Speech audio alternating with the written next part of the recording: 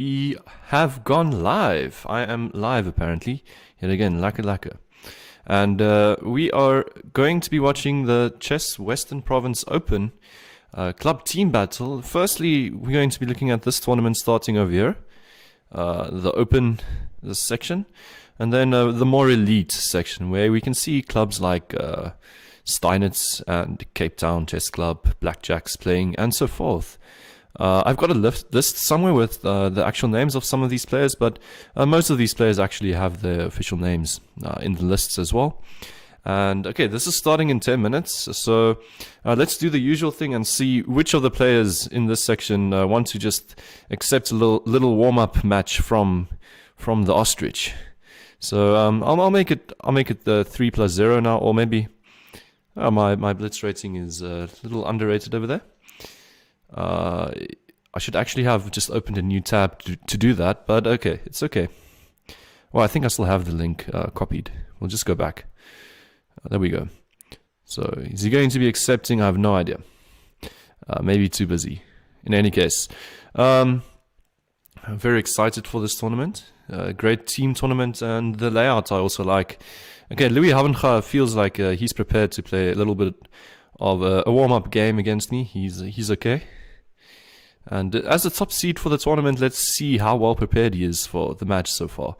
Let's see if a bit of the Evans Gambit will throw him off, and how he's prepared for the Evans. I play the Evans super aggressively. I really don't care about my pawns. Now, I don't know. Should I go help myself to a sacrifice over there? I think that's a bit premature. This is the move Black was looking for. We can make things awkward. I'm going to give back my queen. I'm not giving back my queen. I'm going to exchange it for some momentum over here. I'm not sure where this knight goes, which is great. So this is a common theme, this type of fork. You really mess up your opponent's pawn structures. So I'm down a pawn, but you need to ask yourself, how bad is this pawn that I'm down? Okay, so I need to develop either my knight or my bishop. I'm thinking my knight wants to join first. I don't like the bishop pin incoming. So if he castles, I'll go h3. If he throws in this pin, I might just go rook d4 now and concede doubled pawns of my own. But at least then I'll make the point that, okay, this is actually a move I looked at just now. Just to pin here and make things a bit awkward for now. But I'm playing down a full pawn, so I need to remember that. Need to find some kind of compensation. I can play with two knights maybe, look for some momentum with this move. In any case, Louis Havenga feels pretty warmed up, if I must say so myself. Okay, I'll go rook d4. It's just stopping this bishop from entering. And okay, how much time before the tournament starts? 8 minutes to go. We have the open section over here. He finds a new square for this rook. It's a pretty sensible move. How can I make things interesting? I think we'll do this. And there aren't any really good. Well, I think I could trade, maybe. Oh, it's an interesting position. I definitely don't have the type of advantage one would have wanted after playing the Evans Gambit with the queens on the board and some sort of attack, but I've got these doubled pawns I'm playing against, and a 4-3 majority if I don't lose this pawn. So we'll see where this goes. He's having a bit of a think, and also I do have the live chat on, if anyone is here. I can respond in the live chat as I play, so that's cool. And it seems like the stream will be pretty healthy today. Internet connection seems fine. Okay, what to do here? Okay, so obviously rook going here would be a blunder, but I think it's maybe time to go for something like this. If he goes rook takes, that would be a mistake. What am I doing? I can't rely on one active rook to play a game of chess, so how to cash in this pawn? I want to go and do something like this, but at the end of the day, there might just be some annoying back rank. Okay. Maybe I'll start with knight e4. I don't know, I need to sort out this back rank first. We'll just go h3 for now. Put the ball in his hand. Some knights versus bishops endgame. I'm definitely worse over here. Okay, but we'll see if I can just hold on to the time situation, and then maybe I'll be fine if I can just keep some time pressure on the clock. Knight e4 is a threat to pick up a pawn. He kind of wants it to be played. I think he's aiming to do this.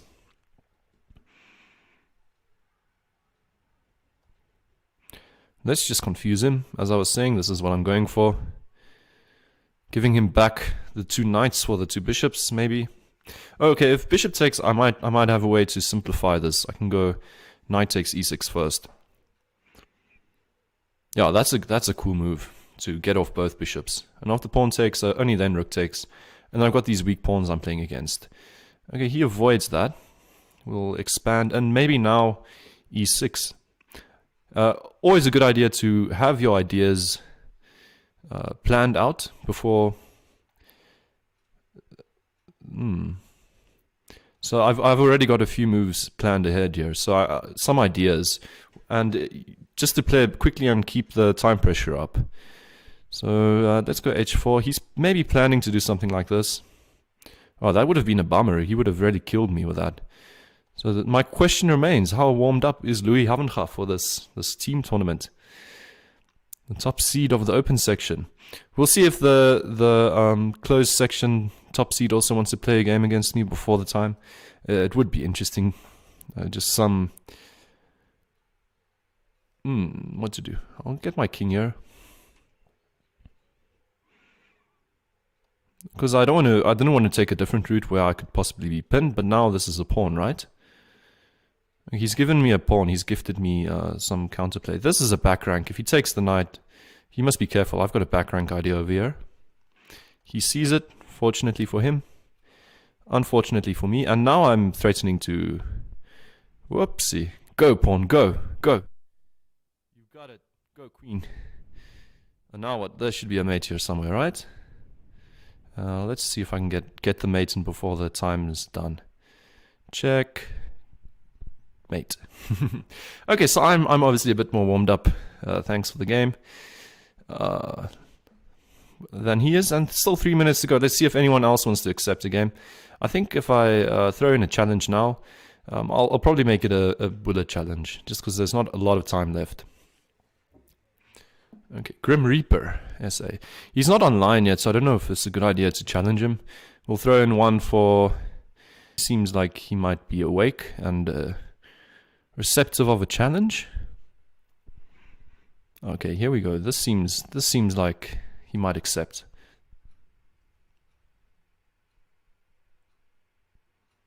Okay, I see my YouTube live chat is still there. Okay.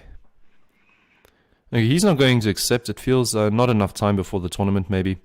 And okay, it's 3 minutes to go. I think this is the end of the challenges. But for future reference, if you are playing in a tournament and you know I'm spectating or commentating, keep your eyes open for challenges. I can challenge anyone anytime. Okay. Which team seems to look the best over here? UCT's got their B team in here, and already they're quite highly rated with only... Louis Havenga seems like the player to be watching out for. But Steinitz' B team as well. All of these B teams want to maybe get relocated into... into the champions section. I think the team with 2 teams in the championship section is really showing something of their club. Saying that, hey, well, our club is so strong, we have 2 teams in the A section.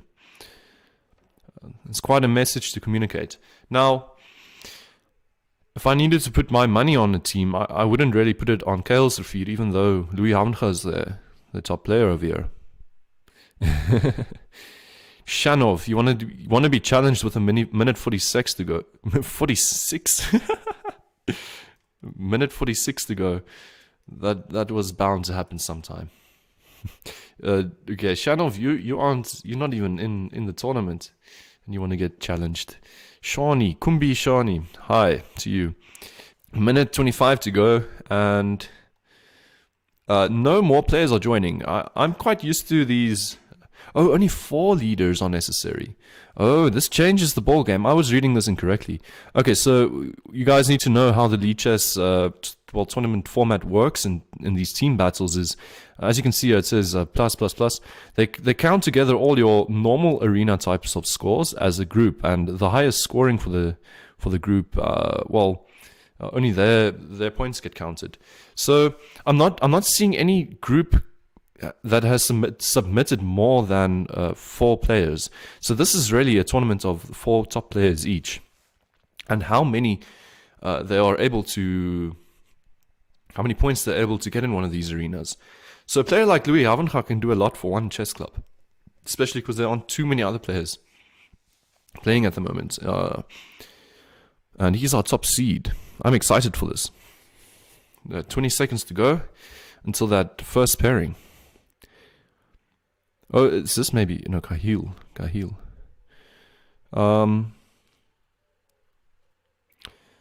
In that case, you need to really not even look at who's highest rated overall between all 4 players. That would be. Their top players aren't even on the second, or they've got the top player, but then we've only seen a player down there. Okay, we've got our first game, and we're going to watch the top seed, Louis versus. Oh, I see he lost a bit of rating now before the tournament against me. I'm sorry, man. Gladiator 46, the 3rd seed. And we have Kuilsrivier versus Cape Town Chess Club B. And very quickly, these two queens got traded off. No sharp tactics or anything. White just wants this file. Black says it's okay. I can fight back someday against this huge pawn structure. I can start nipping at it somehow. Although I'm not too sure what Louis Havenga's plan is. Okay, he immediately went e5. So that is the idea. e5 and... Whoa! Hold your horses, literally. Knight h6, and this rook is trapped. Either way, winning the exchange, Black resigns, game over. Gladiator finding a beautiful move there. His point is that, well, okay, maybe Louis resigned prematurely, but he wants to get back to the tournament and make more moves and get more games in.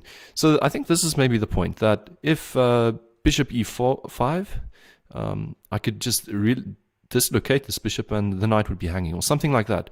But I'm not completely buying the line. I think maybe Louis missed this move, because either way, the bishop can fall back here, and it will survive and just continue defending the knight. But could be challenged though. It's a terrible position. It's not that I'm saying he should have continued playing, but I'm liking prospects of trapping this rook itself. But let's get back to the tournament. Still so many games to go. Gladiator 46 taking the lead with that quick win. Okay, so Cape Town Chess Club really bringing their A game. Let's already 4 players with 2 points. Let's watch. Let's go to the second seed then. We just watched Mr. Gladiator's games. Mandla Makondo versus Ian Haywood. Okay. This seems like a great square for the knight. I would not be wasting too much time getting in there. Okay. Wants to round up the position for now. Makes perfectly sense. Knight falls back, but now I'm scared of this move. Okay, maybe he's got an idea of putting the knight on f4, where it will be doing permanent damage. This, compared to d4, which is not really an outpost. Oh, but trades off the knight. Okay, I would have definitely held on to the knight and put it on f4. From f4, you can do lots and lots of damage. In any case, maybe a long-term idea could be to go king f7 and the h file. In any case, Ian Haywood is second in the tournament, so let's just see what he gets up to. Run the king back, and that would be a mate threat. Rook on h1, checkmate. Beautiful checkmating idea. But Ian wants to play the game maybe for a bit longer. He might do something else. You can start with g4. Okay, what does he want to do? Okay, white is definitely lost here, just simply because of being a pawn down. But it's going to be more than one pawn now. Soon it's going to be the c pawn. And maybe the c pawn as well, maybe the g, the b and the a pawn. These pawns are nice targets now, since white's rook's on this side of the board.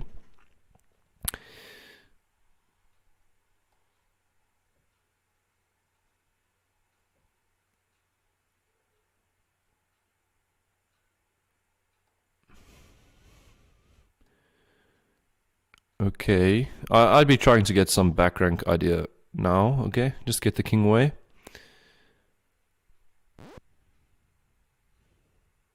Still going after the pawn seems very decent, like a very decent idea.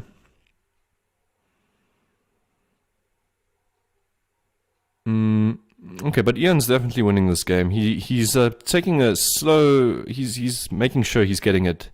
He doesn't want to just throw away the game immediately. What's up, Mfundo? Well done to your team. I didn't check the final standings. I'm not even sure if my stream is running properly. I'm a bit embarrassed at the moment. Okay. We have a type of birds, but wait, this is called the birds, right? 1b4, but black didn't want the bait, so white just reinforced the pawn, and okay, what now? What's okay? White reinforced the pawn, and now is looking to do something. Not sure what the queen wants to do here yet. Since the pawns are so advanced, I would have been thinking that you keep your king in the center and blow open black's position. But okay, so the queen has gone back after this knight has found the square. Still, you'd maybe like to make an outpost of the knight by going h5 and getting this knight back to d4 would have been one of my plans.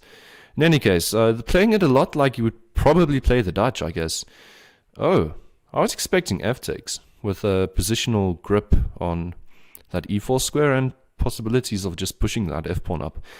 I'm not too scared of my opponent playing b4 in this position. Yes, exactly. That's where I want to get my knight, to this e4 square.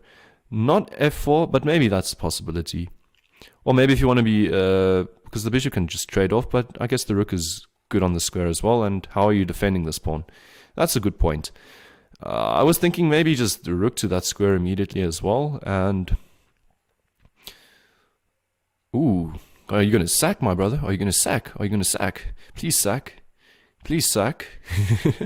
You know you want to sack your rook, bring this queen in check, and go for that mate. Well, there might not actually be a mate, right? I'm trying to see the mate. After takes, queen takes check. The king moves and you can check him again, but with a knight maybe. The king survives, but it feels so good. You got this check. Doesn't seem to do a lot. You can go. Whoa. Yeah, I was looking at the check, but it didn't seem to do anything concretely. Because now there's not even a great sacrifice for your knight over here. So you might just need to go back. There's also no rook f3 nonsense. And there's also no taking over here. So maybe just defend the knight for now. Then retreat. So when you retreat, now you're actually threatening to bring in the queen. The queen can come in straight as well. Okay, now knight f5, trade and push this f3 pawn, if white allows it. But black's attack is definitely not as strong as it was a few moments ago. Wait, another point. Don't go pawn takes. I'll go rook takes now at this moment. Yeah, rook takes and it should be game over again. So white really can't trade for this knight, because then the rook enters the position, so something else needs to happen.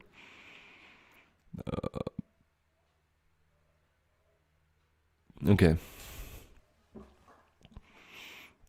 Okay, wasn't there some cool discovery now? In any case. Queens are traded off, but now white is definitely not completely lost anymore. The queen was kind of necessary for the attack, so that's one of the points. When you're attacking, don't trade off a piece that's part of the attack. Okay, rook c1. Not too familiar with the idea now behind this. Maybe, yeah, now, okay, so trading here seems sensible. After pawn takes, you can always go f3. Now oh. I missed this. That's nice. Okay, you pick up a pawn as white, and now Mr. Grob Maestro is definitely back in the game. Definitely back in the game. Not down any material, just picked up a pawn, and look at these guys. They look dangerous now suddenly. Okay, black is giving up a pawn. You can go king takes. Check, run your king up the board. You want to play that. You want to go king g4 now. It's pretty psychological, but there isn't really anything great black can do, like bringing in another piece. And you've got control of the f-file. So, okay. Going back, I really like the idea of going forwards here. Going back, maybe there's a bit of space here, but it's also safe. And we need to bear in mind the time situation on the clock as well. Master Kint is the number 1 seed here and has already gotten 2 wins in, and is on fire. So this win would mean a lot for him, but down 2 pawns now.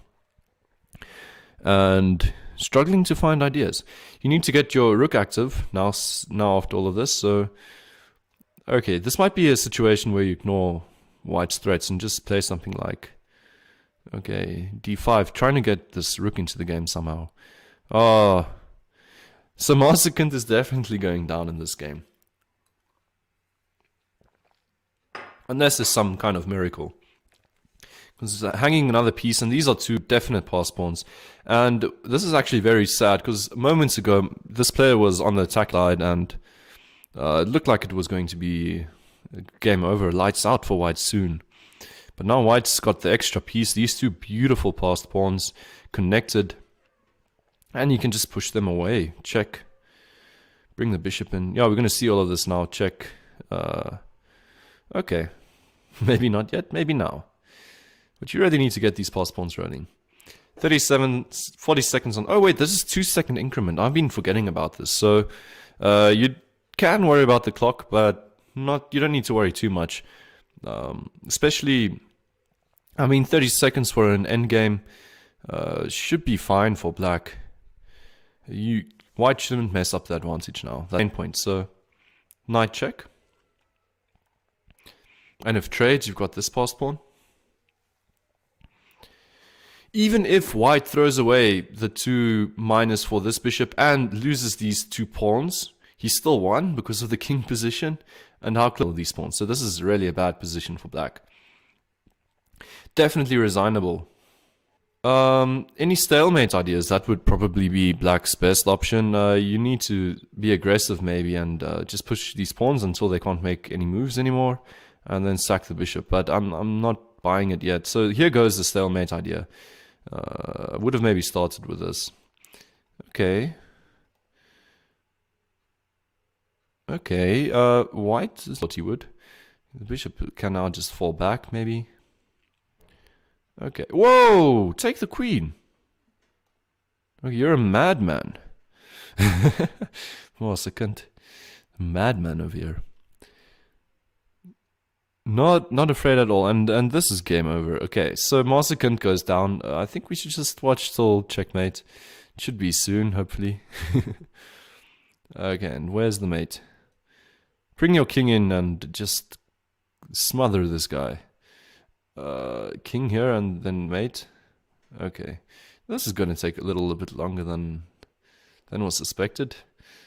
Okay, we're going to get the mate now. Okay, check with the queen. There's still a move black can make, so that's why you can just play king here, but using the classic system of really making sure there's no stalemate. So black is really not getting stalemated here. And there you go, checkmate. Master Kint goes down, and what does that do to the tournament standings? Cape Town Chess Club B has hit back again. Ian Kaywood now in the lead, 1700 on 12 points. And I did not look at this guy's previous game. I was saying that, okay, we'll get back to him soon. But he's having a good tournament, playing against Coach Roland. Is Roland Willenberg? As far as I know, unless someone else is also a coach with the name Roland. And C5, we have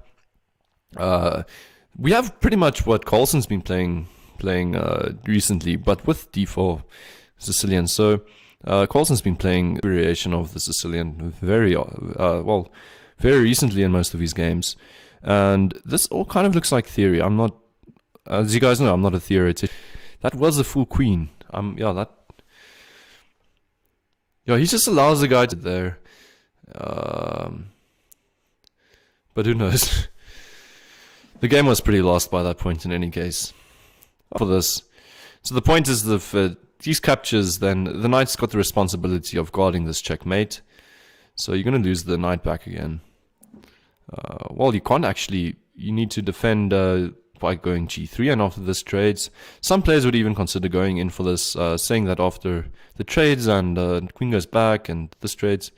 Okay, I don't buy it, but wait a minute. There's another tactic as well. This bishop is also pinning down the king, so g3 isn't a suitable defense. So if we take the knight, I think white is pretty much lost. If you want to defend h2, because the threat is after this trade to take and mate, right? So so g3, if g3 is your idea, you need to be careful of queen takes. Oh no, queen takes, queen takes, queen takes, queen takes, queen takes. There's a pin. Oh my gosh. And this is going to be game over now. Oh, and white resigns. It's not mate just yet. Definitely worth resigning over here, but it wasn't mate just yet. So, Ian Kaywood going down. So it looks like every player I'm watching, they're just losing off of the bat. Ian Kaywood and a Gladiator has come out of nowhere. Fire over there. But Roland, he's getting underway. Playing for Steinitz B. And the Roland, the Willenberg brothers, huge chess family in the Cape, and they all play for Steinitz. I think they should just name one of their children Steinitz. Okay, I'm seeing the featured game. Ian Kaywood is still on the TV, but I think we should. Well, okay, this is actually a good game. Let's go watch the game. We'll watch it from Monster's perspective, though. Monster playing for Steinitz B, and I don't know if I missed to look at the log before I came back into the game, but it seems like Steinitz B was creeping up on Cape Town Chess Club. I don't know if they're still in the lead, but and what do we have ourselves here? We have, well, okay, we have Queen's Pawn, Queen's Gambit, but kind of from Black's perspective. Okay. Who to prefer? I'm not sure why. So white obviously doesn't want a trade and this knight coming here with ideas of the bishop, but is it necessary though to play this a3 move? I think if you really want to avoid that problem, just simply recapture with a knight. Do something else progressive. e3 would have been fine instead of a3. Recapture with a knight. What's up, Kenny Willenberg? I'm talking about your family, man. And Kenny's playing in. Coach Roland is your dad. That's why you're so good, man. Roland actually chopped me the other day. I was playing in the 24-hour tournament, the Black Lives Matter tournament, and he was actually one of the last games I played. And we had the same type of scotch. Marcia and I play so often on Lee chess. Really liking my position pawn, but he had mate and 1 in mind, and I just missed that. Well, fun game. He plays interesting chess. Okay, nice outpost for the knight. Going after this weak pawn. And by the way, Kenny, since you're here, the restreaming thing, I'll still need to figure it out. It's going to take a lot. The way I wanted to do it would have taken a lot of data from the stream, and it wouldn't have been so fast. So I didn't want to risk it. But using restreaming and stuff could maybe have worked. Wonder why this move wasn't played. I guess this knight is better than the bishop. I just like getting the bishop here for myself usually. But now, as white, I'd be considering even g4 here. Yeah, g4, h4. One of the main points people will tell you if you want to start a flank side attack, just make sure the center is pretty closed. And for now, it seems like the center is going nowhere. Black might try and bust it open, but g4, h4 coming on the board very quickly, and Ian Kaywood, the #1 seed, going to find himself in another tricky game. After losing against Roland right now, I'm not sure where this is going for him. g5, was there a better possibility here?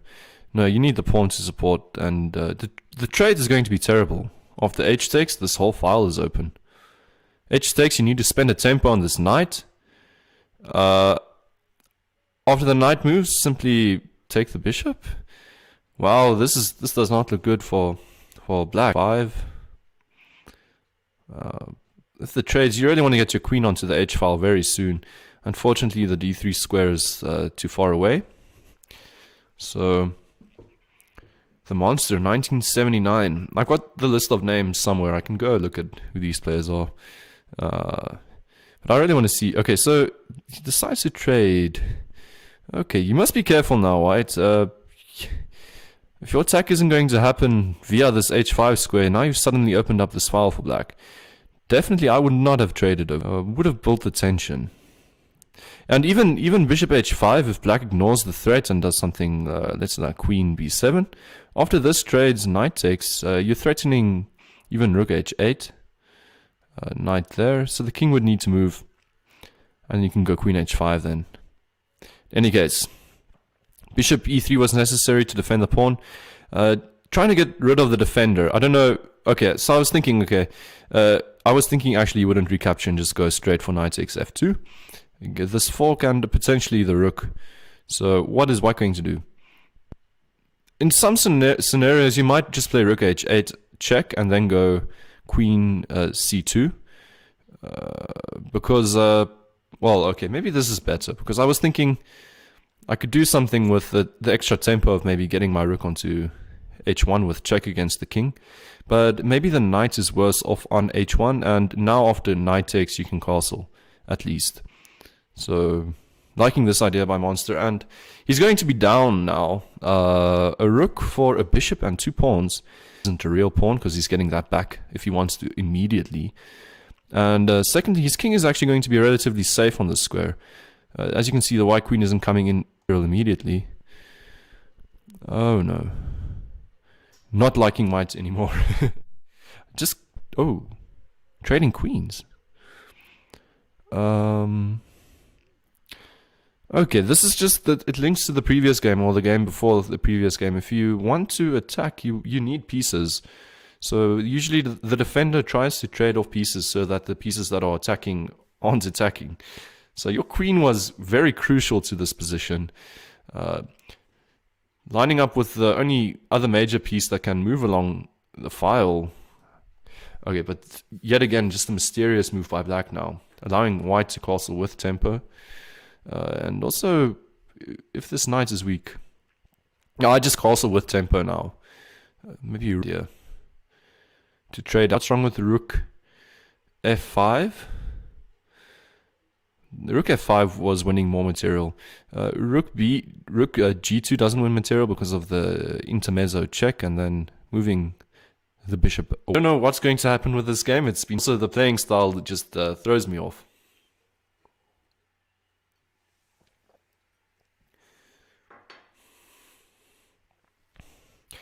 And the tournament, well, the B section part of the tournament is halfway, well, underway. Come on, rook e4 must just be a devastating move. How are you holding on to your pieces? Young K with though is going to, I don't know, the 2 seconds increment is going to help a lot, but you don't want to get a point. Bishop f3, rook takes h4. You might think it's losing because bishop, oh well, sorry, I wanted to make a different point. I just realized it's still losing, so tries this instead, but it's still over for white. One of the points was that going bishop here, rook takes, you can't really go bishop takes h1 because the rook would be defending. So Jan Kaywood is definitely now the tournament's #1 as he's taking down the upcoming monster. Coach Roland still on fire, still with not a single loss, and he's in a game, I think. How's that game going? Okay, it seems moderately progressed. I'm going to go look at it. It seems like an instructive game. Very low on time, both players. Why I wanted to say this is instructive is 2 reasons. Well, we've got a bishop versus a knight, but we also, okay, we have an outside pass pawn versus a centralized connected pass pawn. And one of the things, well, I don't know about the imbalance anymore. It's kind of confusing at the moment. Black can get behind this pawn though, and now it's kind of drawish, I think, with correct play. Okay, white picked up a pawn in a very sneaky fashion. He can go back and defend this pawn. I like that. I would have maybe tried to keep my knight on in this position. With these pawns on dark squares, black wouldn't really have had a target. So that was kind of the imbalance I was trying to point out, and something that white maybe would have wanted. Okay, you can push the black king back even more, and you start running this pawn all the way to a7. I would have kept the king over there. I don't like an active king. Black's king shouldn't be active. So get this rook back on a7, and now black's lost. By the way, this endgame does not suit him, and yet again getting the rook on a7. Now there's a mate threat. Now the game's over. Mate. Okay, well done. Just a few moments ago, this was a position that really interested me. This position, I felt that the knight might be worth more, and we can get a setup with the pawn over here. And the knight would be defending loads of these pawns, as you can see, keeping this pawn at bay. And the black rook and bishop don't really have any targets because of the knight, and king can defend quite a lot over here. Okay, but let's get back to the tournament. The tournament is a quarter of its way underway. Half an hour is gone. We have Cape Town Chess Club in the lead with 34 points, and Steinitz B on their tail with 28. Ian Kaywood and Coach Roland are seeming like the big fighters over here, and I'm actually waiting for a pairing between those two again, as Roland took him down in the first game. We now have this player Gladiator as well for Cape Town Chess Club that's doing excellent. They're in the top 10. So let's see how it's going with this Gladiator player. And he's playing against a player from a team I forgot to mention when we started. We Think Code. So I don't know who this club is. We Think Code. Okay. Oh, that's nice. Oh, it's not. We have another imbalance here. And one that's going to favor black a lot. I would have held on to this pawn. The d pawn can be captured anytime soon. You could have gone b3 with tempo. Okay, still going to be very interesting. It's kind of balanced. Oh, now white has got to draw if he wants. He can just make a perpetual. He's going for the win though. Oh, I would have thrown a rook all the way back. Okay, white still got the P if black wants to play for more, but now it looks like white wants to play for more. And you really need to do something with these pawns very soon if you want more. Oh no, threw away another pawn. How's white going to convert this? Mere seconds ago it was definitely black with the win, but Gladiator is the higher rated opponent, so he's trying to milk something out of this position. Queen f7, still got that draw, well, not anymore, when that square was available. King h3, and pushing these pawns now seems fair. You can throw in a check and then push the pawn. You want to do some of these things with tempo. There you go. And if the rook doesn't stay on the 5th, g5 might have been a problem. Okay. Now he's trying to prep g5. Black must get the rook to... Pushing the c pawn would walk into this type of check and pin. In any case, I'm thinking black is going down now. Still 2 seconds increment the game. Anything could happen. Still enough material for black to do something, but now the bishop drops. And if it doesn't, then b6, and this is a mate threat. Running the king away. We're going to see h6 now. Oh, just going for an extra pawn. And this should be all she wrote. I think you can even give the queen away. Push this pawn. But okay, you don't need to. So don't. Give the queen away again and go king h5. Just don't want to draw the game accidentally because you're fancy. Okay, now another queen, and now he's deciding to give away some material. Queen h7. You can give away the queen and just go king h5. You've got an extra pawn. You're queening one of them. Okay. Well, I'm trying to think of some dream scenario for black here where the king would have gone to h5. And you get your king here, and you maybe get the side checkmate. White's making life way more tricky than it needs to be. He's just lost that other passed pawn. How did that happen? I think we're going to see something exciting over here still happen. Still a pawn and a queen versus a rook and a king.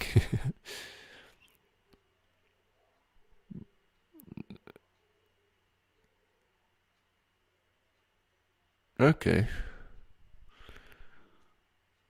Now you're close enough. Almost close enough. Don't give the queen away for the king yet. The king can still step in. And white's waiting for the right moment to do this. Now you can push the pawn. Walk into the pin. Make a queen. Now black's going to resign now. The pawn has gotten far enough on the board. You could have this last idea. Check. Queen takes. King h7. If queen, there's stalemate. Okay, that was when the king was still on h7. Now there's no real stalemate ideas unless white... Where's the dream square for the white queen to go to stalemate this game? And there's no one mover. Usually you need a one mover. We have queen g6, I could imagine, and king h8, and then... Wait, was there one mover? Okay. No, there wasn't. Either way, that would have been mate. So, creator X goes down. That leaves Cape Town still in the lead. Steinitz on the tail. And... Okay, Gladiator's taking the lead. He had a great game over there. Playing for Cape Town Chess Club B. Louis Havenga had a slow start. Remember, then there's no berserking in this tournament, so... You have to really work for those points. Let's go into his game. He's playing against the player we watched earlier. Monster 1979 had a great game. And, okay... We have like some kind of London system for black where the bishop made an exit for the square. And types of imbalances that we're looking at, just pawn structure wise. But black seems pretty fine. I don't think any of this is too bad for him. The position would have been symmetrical if d takes. So I think white is still hoping for something more. Yeah, maybe. White's definitely...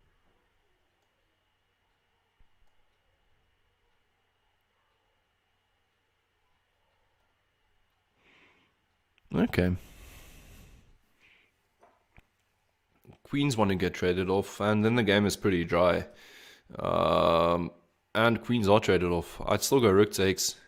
Don't want to open this file up for black. And if rook takes... and e takes, then the game is pretty much as quiet as can be, just with this one h-pawn being slightly different.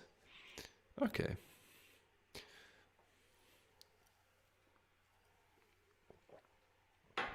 So let's speak about rook pawn endgames. I think this is the time to do so.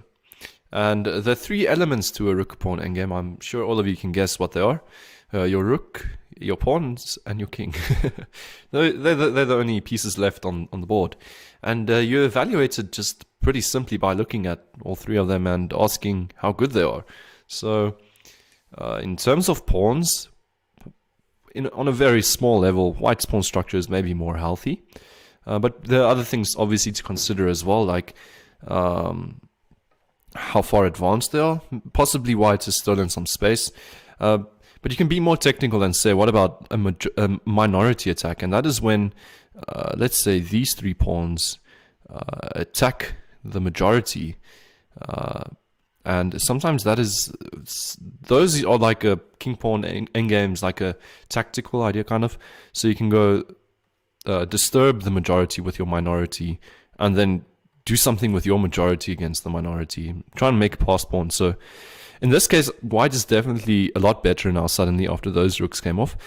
Simply, well, he needs a king on e3 quickly so that he can get in c4 and keep this rook out of the very great 5th rank, where white's rook is pretty active. I'm not saying this is one or anything for white, but this is not a good idea. Because you're allowing c4 now and king d3, and the fight is kind of for this d5 square. If black had just dropped his rook here, I would have said the game is equal. Very dry, but now white has got some potential to do stuff, and it doesn't seem like black is making some concrete idea. He's just blocking any improvement by white, unless he wants to get in with his rook like this. Wait, has white extended his arm too far? Yeah, the pawn is backwards. So am I changing my verdict? It's pretty tricky still. It's pretty tricky. Sometimes an active rook and king is far more worth than an extra pawn. So still positional evaluations that need to be done. Okay, so let's say black takes the pawn here. As white, I'd go f takes, maybe hope for f takes and go rook g5. But obviously after f takes, we might just have f6. So maybe a more forcing way to do that is to go f takes e6, and after f takes e6, then rook. It's the same thing. And in this case, it's more forcing, because after f6, I've got e7, and you're lost. Even if you take my rook, I'm getting a queen. So, black, is he going to go for the pawn and deal with f takes e6, which seems a very uncomfortable move to deal with. After this trade, rook here, black can go for an extra pawn and takes, and okay, we're going to see this. Hopefully f takes e6. Okay, great. The monster playing a really nice endgame over here. Down a pawn, but as you can see, he's getting back 2 pawns, and even if black is picking up this one, okay, this is really an instructive endgame. Okay, so after rook takes, king here, rook back, rook takes a2. If the rook's on a2, I'm still getting my king to the square. Oh, this is where I wanted my king to be. Oh, maybe this is better. If you can make black's rook just defend a pawn for now, you've got the more active rook and king still, and you're down a pawn, but it's this pawn, right? And somehow your pawns are nicely centralized. So king here, maybe. Whoa. Okay, king e5 for now. And wherever the king goes, you can start shutting him off with moves like this. Black's the one with the tempo now. Wow. Tricky, tricky, tricky. Giving away a pawn for a tempo. And now rook takes. And white has got a lot of tempo moves yet again. Black can manage to defend the pawn now that the pawn isn't on c5 anymore. These guys are playing a very good rook pawn endgame. I'm quite surprised. Very decent. White's giving up this pawn for this one, but he could be shoved back after that. So as black, I would have gone for the pawn and shoved white's king back a bit. You really need the active king as black. Black is going to fight back now. Was there a possibility to go rook to no, you would have lost the game. No. That would have been a draw. Okay, so back here, if rook c5 and a trade and d takes, then these squares are closed for the black king to enter. So white can chill around over here, and the black king's not going to enter. And if the pawn moves, then you take. So interesting. Now black is taking control again. Louis Havenhoff feeling the rhythm of the game. Taking all those pawns of white now, and he's definitely going to win this game. 14 seconds on the clock, but as we know, this is 3+2, and there's no berserking. So whenever you look at a game, you don't need to worry that whoever you're watching or spectating has berserked and they don't have any increment at all, because they can't berserk, so there will be increment. Whoa, you need to be careful sometimes with stuff like that. If white decides to trade, he's not going to stop the pawn, but I've been fancy like that and lost, drawn games and lost games by being fancy. Oh, the monster's making the game pretty tricky. Wow. Okay, the game is probably still on again. White can make a pass g-pawn. Try and do something with it. What? Okay, g3 wasn't possible just yet. And now moving the pawn isn't great. Okay, but now it's dropping with check. Oh, can't you go back for this pawn? Try and get it to the square. 3 moves, now I do it. The king is just on the wrong square. It's going to take an extra tempo for black to get the pawn through. Oh no, he doesn't go for it. Doesn't go for it. Going. Whoa. Okay. Louis Havenhoff is struggling over here. The monster definitely has his king pawn endgames under control. Is up on the clock. Louis Havenhoff. Well, I wanted to say he's winning, but this game has just been something else. So if this was a GM playing, the game would be over in the next 2 seconds. But both sides on GMs, so anything is possible. Rook f5. Oh, how are you defending your c-pawn? Oh no. Oh no, black. As I was saying, anything's possible still over here. Black holding on. We cannot be happy with this. They're getting this scary back rank threat. Oh, yeah, I would have kept my king around. You want to defend the square with your king. Be in front of the pawn with your king and throw your rook back and start checking. Anyways, now it's lost again for... Hold on. If... Oh, this is clever. But black moves with tempo now. This is a checkmating idea. And after all of that, the monster goes down. This was really a monstrous game. I was thinking maybe the pin was an idea. But yeah, this was game over. Okay, very instructive rook pawn endgame there. Not instructive in the sense that I knew what was going on. Just, I think, for analysis, if you want to go spend some time on it, it won't do you any harm to see what the computer says over there. And the Gladiator is still in the lead with 3/4 of an hour of the tournament already over. He's playing, wow, very interesting over here. Let's see the opening. All those pawns came to the 3rd rank very quickly. Okay, so we've got d3 over there, and f3, another, and h3. And this is so pretty, but I can't think it's good. You can kind of feel black can't wait to just get something against these pawns and make some air around them. Oh, there we got it. Knight h5 is the start. In any case, LXA Draz, they've reached this position, and RLXA Draz, I don't even know how to pronounce that, is holding quite well. No issues. For his rating, I mean, like the position, he's setting up nice threats, not struggling too much on the clock. I mean, his opponent was doing some weird things with the pawn on the 3rd, but well, this could have been an idea. Play with this long pin. Now it's an idea again. If rook challenges, then simply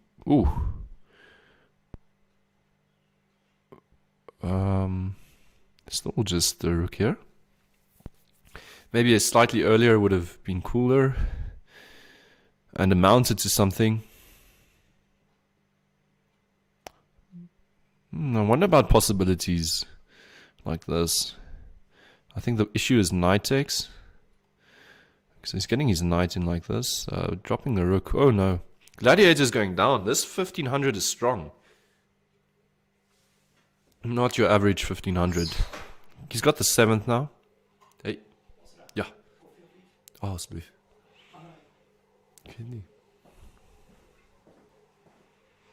The second is like the 7th. It's worth quite a lot. You have mating ideas with your 2 rooks when you're on them. But in this case, it feels like RLXA Draz is just playing for some increment before doing anything else more concrete in the position. And you need to be careful that you don't move back. Oh no, he dropped the position again. This was what I was afraid of. Those 2 rooks are connected, so they've got a responsibility over each other.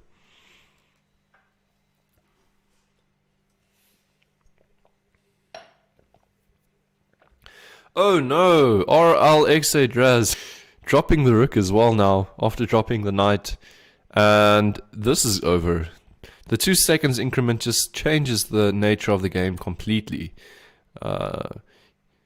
You would usually see players just trying to pre-move stuff like this just to get the clock running, but 20 seconds with 2-second increments, extra rook on the board, please, any day. Trying to set up maybe stalemate somewhere. That's usually my last hope. These types of positions. Yeah, you're really not playing for much as black here. You can just resign. I'm not even going to doubt the Gladiator in this case. He's got this. Going to make a queen over there, as you saw. And he's going to take a big lead over there. 24. Silence B player Kahil Is he on his heel? I don't know. He's playing against Blackjack 4. And Blackjack 4 is obviously a player for blackjacks. And, wow, okay. We have a King's Indian. Knight h5, bring us the Magnus stuff. He played so many Knight h5. Oh, not even going for that bishop. Oh, this is pretty sassy. Just saying, you keep your where the knight needs to be. I'll go f5 soon. No, Magnus and his knight h5 against, well, a few of his games against Aronian. It was like a thematic idea, like a motif. That was out of the blue. Knight h5, and usually you get to f4 so quickly. In positions, knight h5 is part of getting a pawn to f5. And gripping the center like this as black, that's kind of the dream. Oh, one other thing, don't push these pawns too quickly. You decided not to take the bishop, so it's still around, and be careful. Oh, going back with the knight. I thought the knight was happy on h5.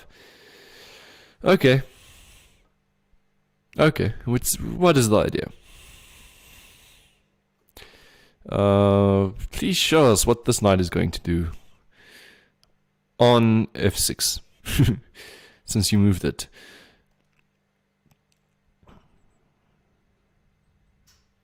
It might be a good time for d5. Maybe that's why I went knight f6.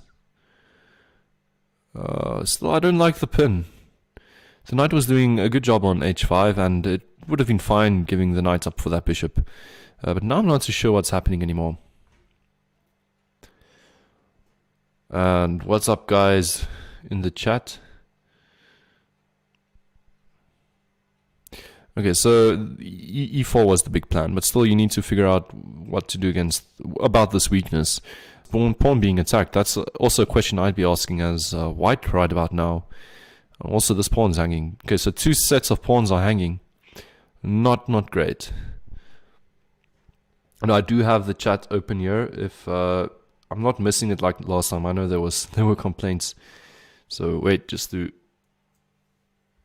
show.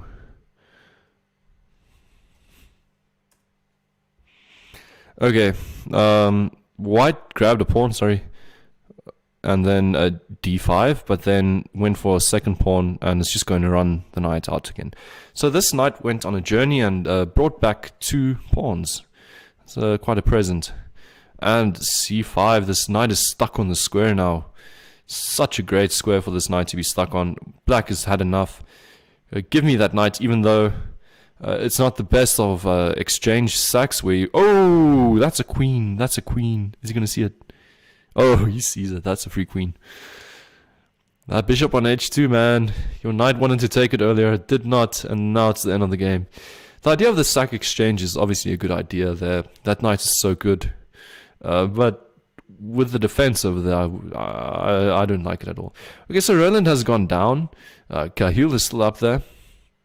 He's in a game against Gladiator 46, and this is the best pairing so far, I think. Number 1 versus number 2. And Cape Town Chess Club versus Steinitz B. Well, Cape Town B as well. This is a big pairing over here. Rated very similar to each other. This is going to be a good match-off. And I hope it's not one of those games which I build up and then... Sometimes the best of matchups also over very quickly. And this is like a type of English where white really is going to be aiming at this pawn. I don't like playing this for black, to be honest. Seems like quite a boring thing for white to do, but it goes south so quickly for black. For instance, this pawn is already a goner, and the game just started. You're down a pawn. Ah, it's not nice. Maybe I'd be hoping for something like this. So knight d5, knight takes check, pawn takes, and off the queen h4 check, bishop d7.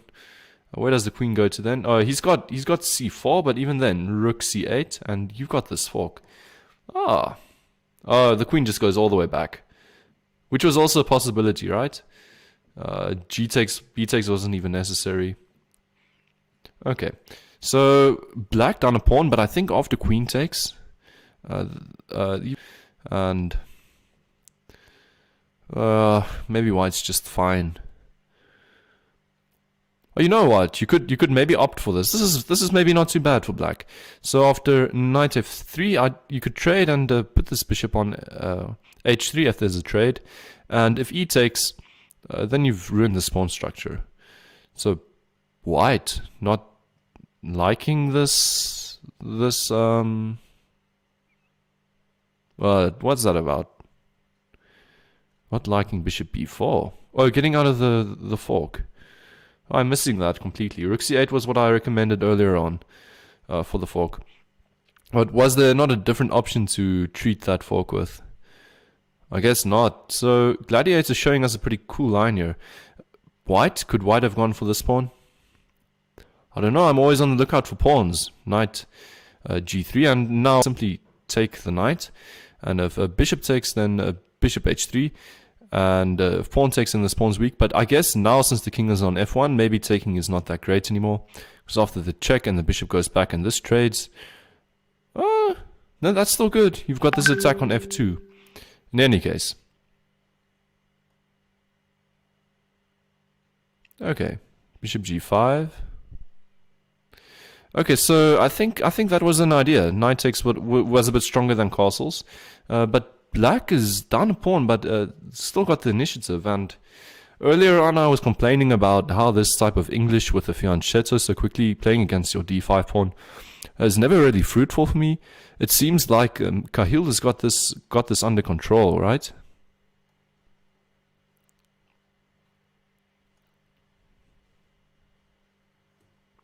Okay. No, Cahill has got this under control. He says, give me, take my pawn, give me this position, man. So now he goes for the knight takes. Still the same idea. Now it's kind of different, I guess. After the check, yeah, this, okay. So he doesn't even give the check. I guess bishop g2 is just a way to get a tempo and to avoid doubling these pawns. I'm really liking the way Cahill's playing this.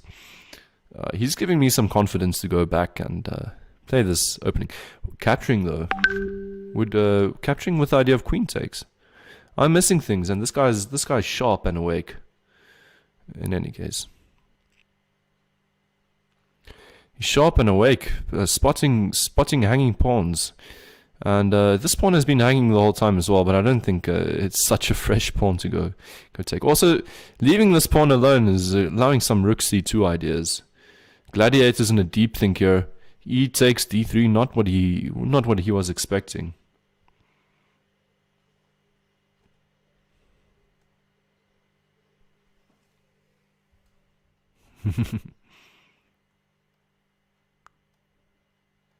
Okay.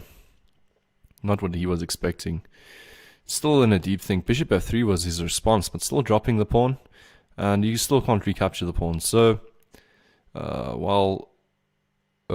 doubling up.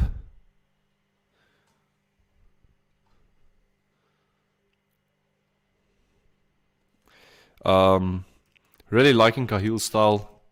The time pressure, the time pressure is...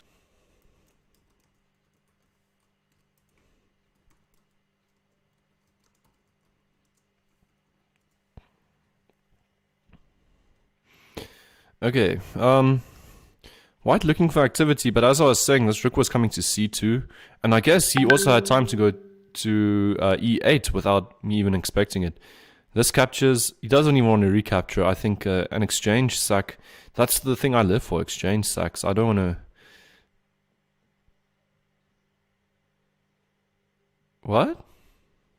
Sean Price? Is it possible first lost, black in a good position? Oh. Is this going to be the Gladiator's first loss? Definitely. I did not notice he hasn't lost the game. I should have probably mentioned that. But he's played for an hour now, and it seems like he's going down. To my mind, there's no way coming. Making a queen is checkmate. Double check. There's no escaping. You could have even made... Making a rook would have allowed bishop e2. So this is your only mate in one. Very beautiful. checkmate there, and it is possible to take down the gladiator, as Sean is asking.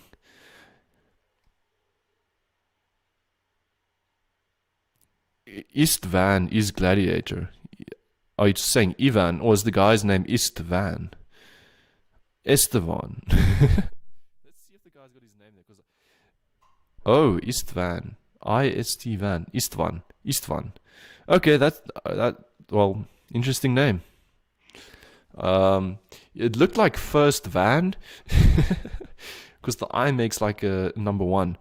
In any case, Gladiator's gone down. Kahil is climbing the ladders. He's lost his game in the start of the tournament, looking to get in that extra 4 points to make it an 8. And Louis Havenga from Kuilsrivier lost some rating against me in the start of the tournament, playing against Ian Kaywood, and looking pretty fine.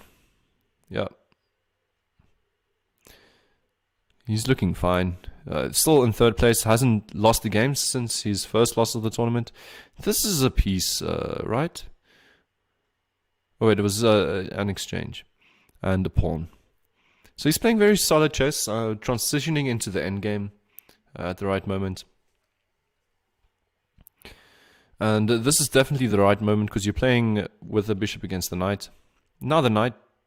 Whoa. Ian Kaywood finding both his pawns with the knight. Be careful. Knight takes a5, rook a5, and... Well, don't be careful, it's fine. Don't be careful, go for the pawn. Rook a1, I'm looking at c4. But then even b takes c4, this is crazy. And the knight doesn't survive after rook b4. Okay, so if he's trying to trap the knight immediately, saying, look at your knight, where are the squares? You went for these pawns, you were greedy, but what are you doing now? Mr. Greedy Pawn Grabber, trying to take all the pawns on the side of the board. Ian Kaywood having a think, how is he going to defend his knight? This might just be trapped. Dank je, nee.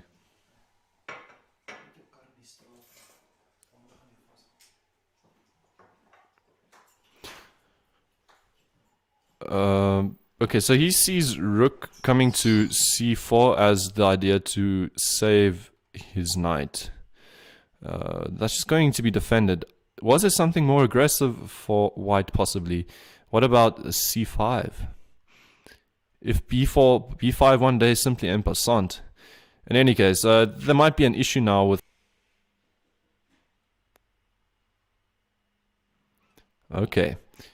But they're heading down, like, their time control pretty solidly here, with 8 seconds on the clock for Louis, and this might just be his second upset so far. He's struggling to find his rhythm. 9 seconds, he's going to have to blitz out these moves. Rook d1, show him that you don't care about this pawn, you only want to get to the 7th. Oh, holding on to the pawn. This, you don't want to be greedy, you want to be active with your rooks. Okay, go for the a5 pawn, get your rook to a7. If black doesn't play rook c7 soon, white will just be crushing. One of these rooks need to come to the square. One of them really need to. And Sean Price, are you from Kuilsrivier? Is that what Kayla Boys is?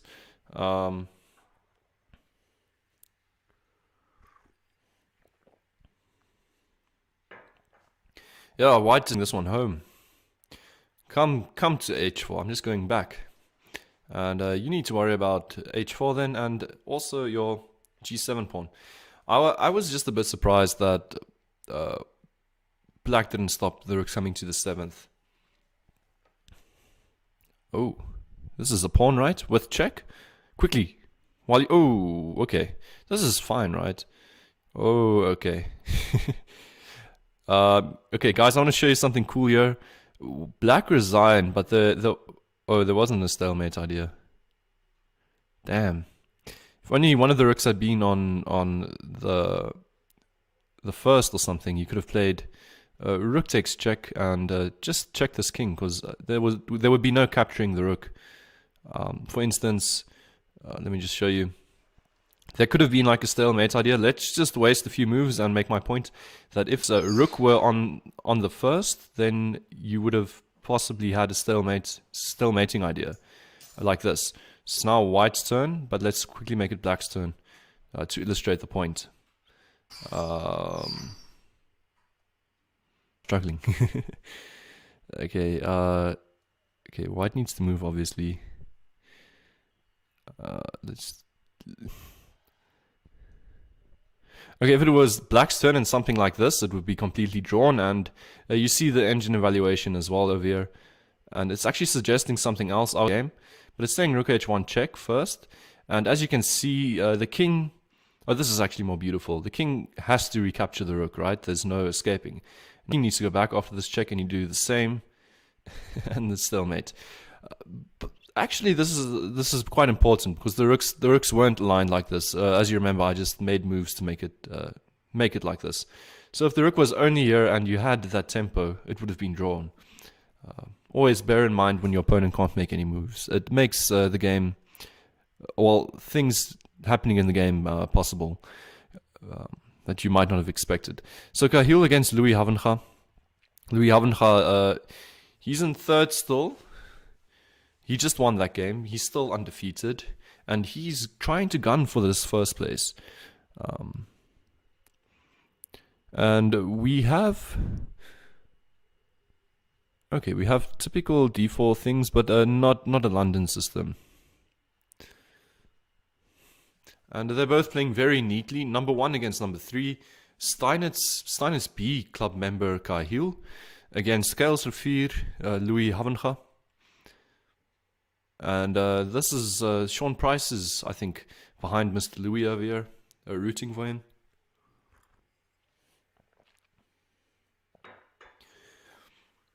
E4. Be careful now. I think you really need to be careful here as white. This might have been the right moment to push E4, but I don't know. This might force Queen B3 or Queen B1.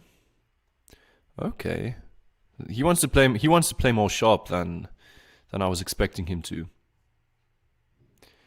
So this is a double attack.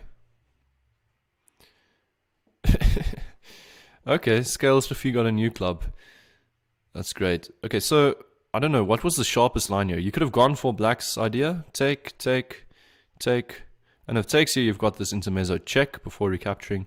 Always bear in mind these little intermezzo moves, but white goes to the pawn.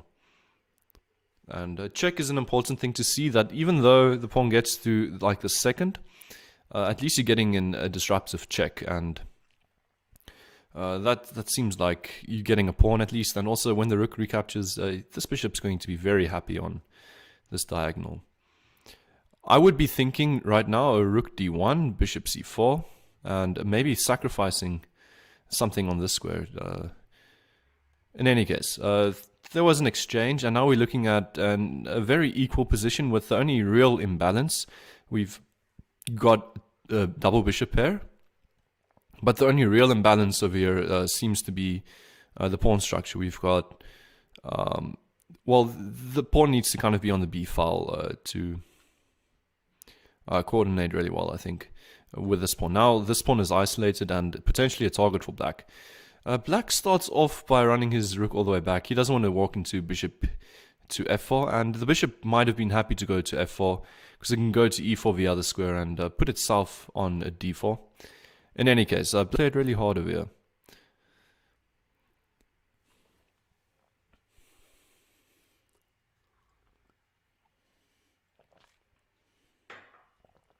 As my memory, I went to school kind of in the Cape. Kaelsrivier is kind of close to the airport, right? The Cape Town airport, as far as I remember. So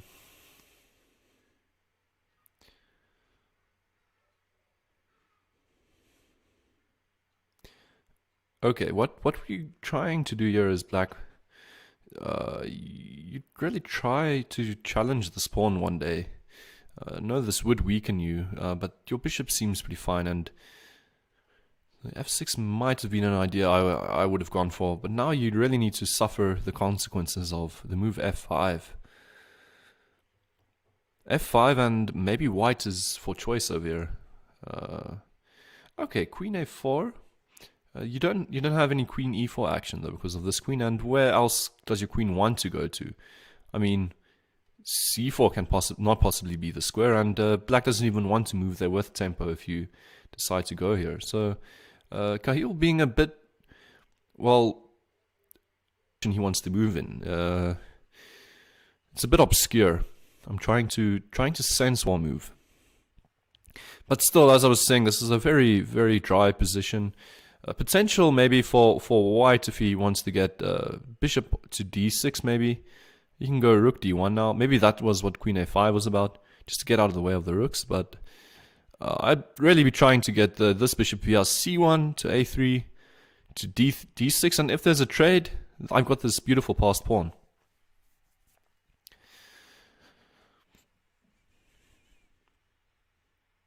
Queen c7 and queen d3, just defending the pawn for now. Black could, if he wants, to go bishop c5 and just trade down even more. Be careful now, black. Don't trade down queens as well. I think you're lost then. Oh, okay. Maybe not, right? So let's say bishop takes. Okay, well, maybe bishop takes, queen takes, and queen here. Queen trades, symmetrical pawn structure. Actually, I don't think it's completely lost. Maybe it is. The black king is actually also pretty close to the pawn. That's 1, 2, 3, 4 moves, and white is 1, 2, 3, 4 moves. So black's just in time to defend that pawn. Maybe it's just dead drawn. Okay, now we've got a bigger imbalance, right? So if it's just a king pawn in game now, wow. White has got the potential of making very nasty passed pawns. So white definitely stands better here. Cahill now played very instructive chess, and he will be the only player other than Louis' first game to take down Louis. So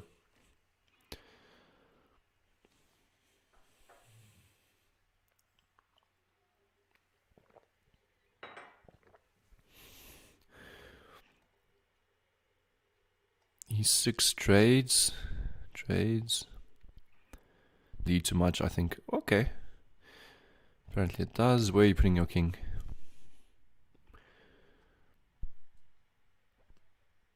He can go for the pawn immediately, which he does. I think. Yeah. I don't know. Maybe yeah, that seems quite right.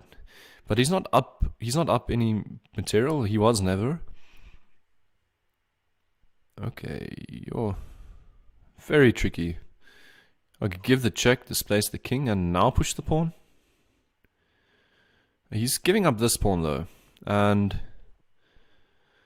but he doesn't really need the pawn, I guess. He can go take h6. And Cahill's doing a great job over here. I like a player that knows how to win an endgame. f7 and push, trade, and queen. Remember, the trade comes with check. Black offers a draw. Black resigns when the draw was not accepted. The game's over. There's just an extra piece there for Cahill, and he's really showing his strength and class here for Stein at Speed tonight. Playing there with 32 points. And let's quickly get into another game. I don't want to postpone this for too long. I'll just keep it over here. This is a good game between Blackjacks and Cape Town Chess Club B. Well, the game kind of looks over. Let's quickly go look at another game, because Gladiator's definitely taking this one home. He's up an entire rook and 2 pawns. That's just kind of too much. So I want to go to a game that's more equal. And this game has just started. And we have what seem to be a Roy Lopez, but with this move, I've never really seen g6.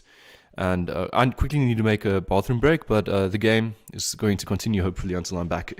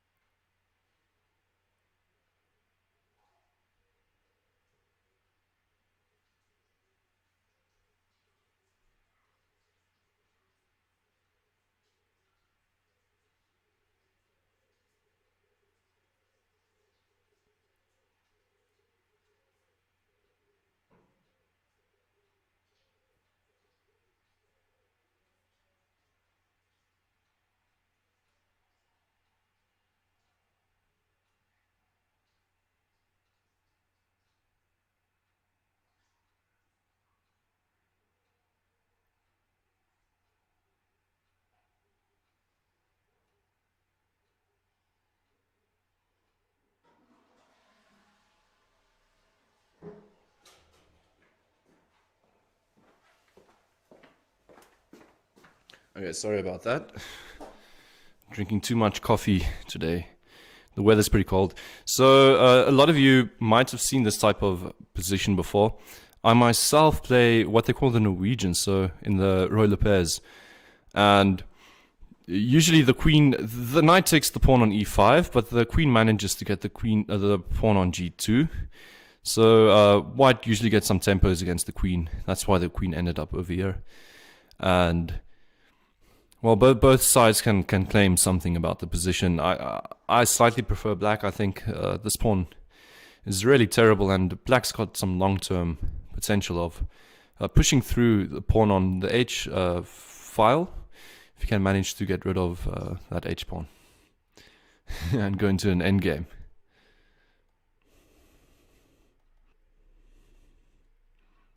Okay. This game is looking pretty solid and decent. Number 3 versus number 23. Number 3 looking to do something nasty maybe one day over here. And he's going to do it. Knight takes e4. That's a pawn right with tempo. And opening up this bishop's eyes. The point is that the pawn is pinned, and after rook takes d1, check. Queen will need to take, or bishop back. It's just the rook as well, so it's definitely just the free pawn. Now it's really definitely just the free pawn. Okay, I'm thinking somehow you'd want to make this bishop move and then try taking on a2 so that you've got this discovery against the undefended queen. So let's imagine this bishop moving maybe with f5, f4 on the board. And the knight sacrifice with check first. And oh wait, but then knight can capture. So it's a bit tricky to set this up. So instead we're going to see something else. So white has really just lost a very soft pawn, and black is aiming at this f2 pawn now suddenly.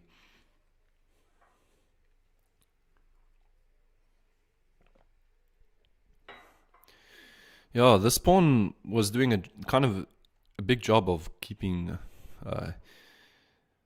well, the b1 h7 diagonal closed. Now it's not doing that job anymore. White gifting another pawn to black.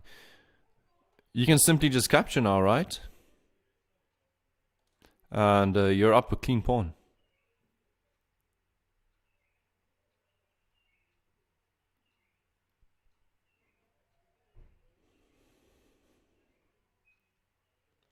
Yep, black is up another pawn.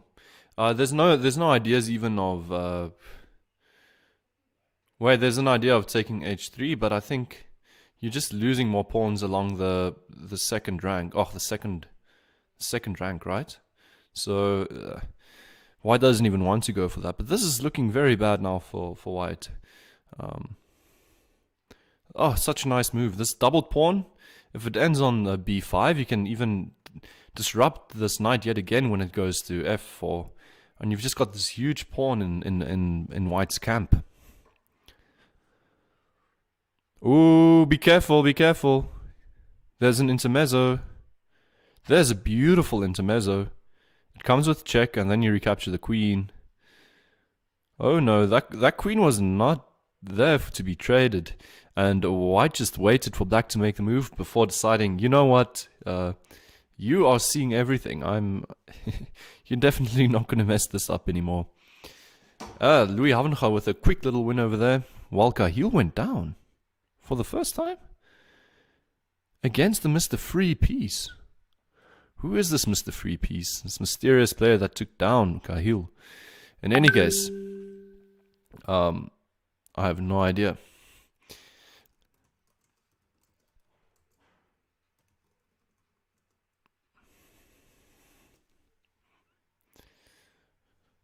We will, well, 3 players on these 30s, all from different clubs, 28, the 4th club, and this is just beautiful.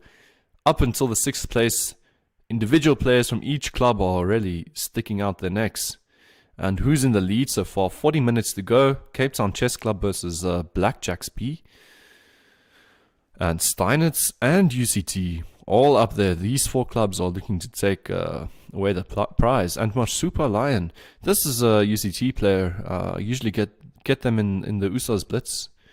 The USA's Blitz match. Playing against Gladiator, 46. And, wow. Ah. This position definitely favors white. Just a few notes. This pawn is never really going to be that active, and there's still a bit of a back rank issue to worry about. These pawns have advanced very nicely, and usually just looking at piece activity. Look at the nice square this bishop finds for itself now. This knight is going to try and find a home somewhere on these squares. I'd even be considering something like rook c1 now for white, trying to get in the c6 push. Because if pawn takes, the rook is hanging. And if queen takes, well, the queen is hanging. Rook takes. So rook c1, my move that I'd recommend here. If queen b5, I think a queen trade it's in order. It's time for a queen trade. And then going f6 in any case. Just blowing away, making some space. Try and play on the 7th. But let's see how the lion does things, because, well, we've been looking at the gladiator for quite a while, and this would be a big game to lose. And UCT's I think 4th at the moment, and Cape Town Chess Club 1st. So taking down the person with fire in second place, on fire in second place, is a big feat for your club. So big game here for the lion, Marsupia Lion. I wonder if that's got some weird meaning. I'm rather not going to Google it now, just in case it does. Time situation is not too great for the lion. Obviously, I think as white you need to realize that this check is going to be painful. So this is why the move's been considered for a while. Usually if this pawn on d4 is defended, I just blitz out the move g3. Because after knight here and king here, the knight would kind of just be trapped. But in this case, it's going to take the d4 pawn off the g3 check and king g2. So you don't want to allow that. So simply, this is why the lion just goes back with the queen, just to cover these 2 squares. Especially the e2 square, and now g3, even knight h3 is not a threat. King g2 is coming, so the knight falls back, going to find a different home, and the gladiator moving extremely fast just to make sure the time pressure is there, but allowing bishop c7, not enough time for the lion to play it. Just defending a piece, that's usually okay, but now bishop c7, come on. Oh, okay, so the lion struggles under time pressure. Knight f5 maybe. Oh, but still bishop c7. Come on. Oh, trading down. Okay. I'm really rooting for the lion here, just because I like rooting for the underdogs. But the bishop is now trapped. 7 seconds to go, wasting so much time. Losing that bishop, unfortunately. Be careful, though. Be careful, though. If knight takes... I don't know. This seems pretty bad now for white. Down so much material, but you've still got the prospect of playing against white resigns. You still got some prospects here. These pawns aren't bad. But I don't think the lion likes playing down so much on the clock. So there, yet again, you can get a good position, but you need to time manage really well. Cahill got another win in the gladiator. This is a win we saw from the gladiator. And if the lion could have taken the gladiator down, the fire streak would not have started. And, well, Cape Town Chess Club, now with 90, becomes ever so hard to catch for UCTB. Blackjack's B is going to be looking to do this, and well, my money's probably from the start it has been on Steinitz B, but they're struggling actually. Cape Town Chess Club doing a great job over there. Cahill was already kind of deep in the game, but I just saw a game start here somewhere. Louis Havenga, we were watching Gladiator right now. I want to watch maybe another one of Coach Roland's games. Plays exciting chess, and in this case we've got very similar to the other game we were looking at with in-game, and we were discussing whether you'd prefer the knight or the bishop, and what type of pawn structure. Here we've got some really craziness. He's going to run over, just defend the pawn for now, and oh, giving up the exchange again in this way. Maybe one of these pawns is going to come through. Oh, okay. Trading down like this, you can't go for the bishop, that loses the rook. Oh, now white is for choice. How are you getting at this construction to start rolling these pawns? That's quite tricky. Maybe knight d7, getting the knight to this square. But even then, after the pawn captures in the end, these pawns aren't passed, and white is moving quickly up the pawn he just managed to get to make a passed pawn. We'll probably see... okay, I was thinking king e5, but either way, trying to make a passed pawn of his own over here. But there's not much hope here.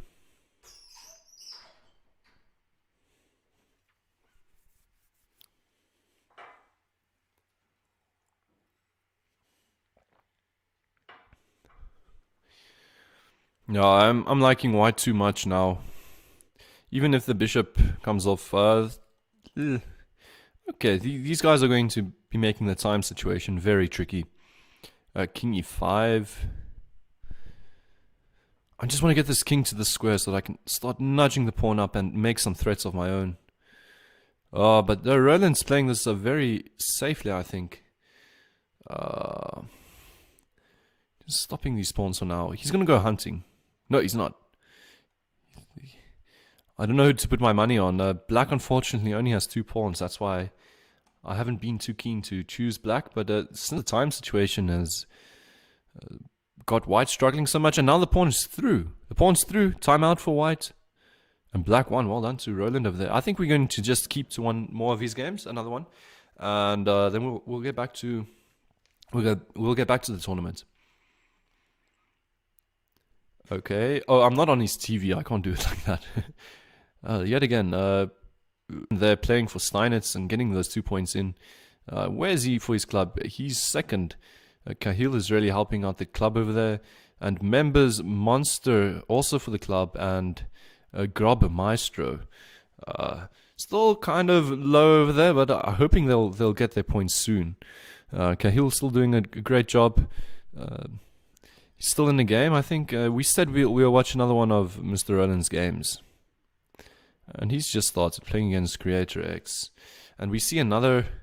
actually interesting, this approach, the French variation of the Sicilian, being met by the c3 d4 advance, which kind of aims to do a lot of the same. Both players just fighting for this d4 and d5 square very early on through e6 and white c3. I've had that position a few times where I play d4 there. But d3. And as white, maybe I'd be considering ways to play a g3 myself and then bishop f4. Because the queen is not too happy here yet. It feels like just a tempo waiting to happen. But also central play would be important. Just want to get some more pieces out. Okay, so the move d6 allows this annoying pin. And I think white's is slightly better here. It's hard to give a verdict. The game is so spontaneous. D takes and bishop takes looks bad for black, but even bishop d6 seems fine. And then if bishop decides to mess up this pawn structure, black should be okay with it, because this rook is coming in and you've still got this battery and bishop eyeing the position. So, well, kind of what happened now, but no g pawn's funniness. Maybe just king h8 to start playing f6 and g5 now. Okay, just developing another piece, always good. Don't start pushing too many pawns before your pieces aren't developed. Rook a e8, you need to sometimes evaluate what's the worth of your rook on the a file. And okay, he's playing like I would have wanted to play as well, trying to get some central activity, saying that if these pawns on these dark squares, it's just going to improve my bishop by so much more. You're going to be able to challenge them so easily on the light. Oh no. I also missed that. Queen takes h2. That was white's plan. Queen here, king f2, king f7. What's the issue with bishop g6 for white. I don't know, you would have picked up this pawn as well. In any case, we're seeing a lot of the same now. Bishop g6 was possible yet again.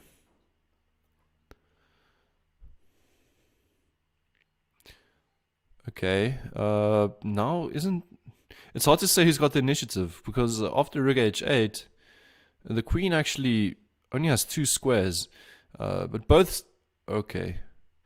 I'm not going to give any verdicts or make any comments, because I'm just seeing moves that I would not play every time. Not the most obvious moves always getting played. Rook h8 seems to make a lot of sense. You're kicking the queen all the way back, and then possibly knight f4 with the idea of just blocking any checks with bishop d5. But knight c4 immediately, trying to go after this king that seems kind of exposed. But simply capturing in the center, and you need to ask yourself, isn't your own king in the center? So, and now I'm liking white again.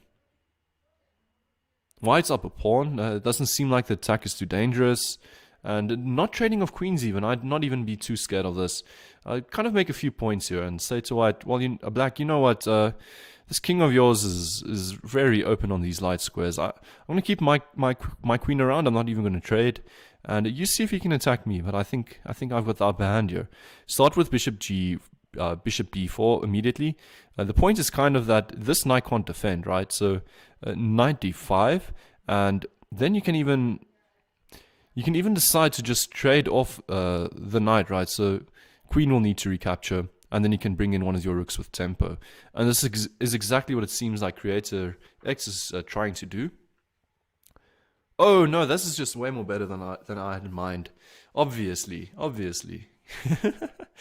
You don't need to take the bishop immediately. You can just take the queen, and recapturing just loses so much material.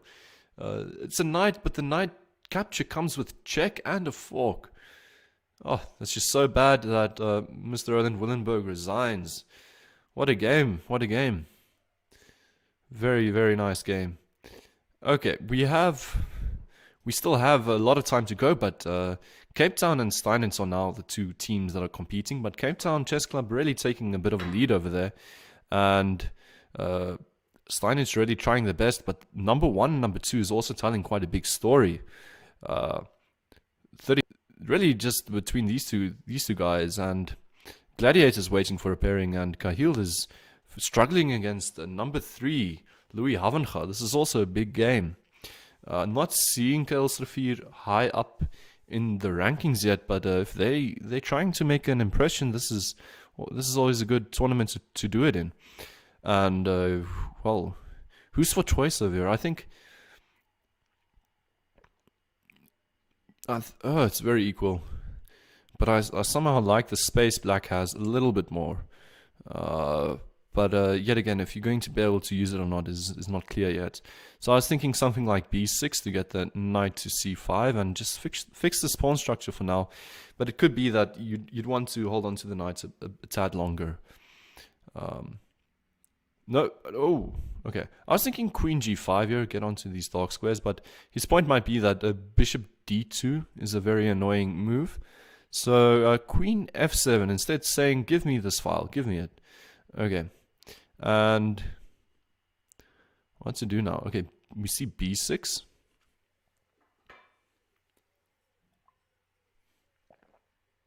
As I was saying earlier on, I think he's just trying to fix this pawn structure.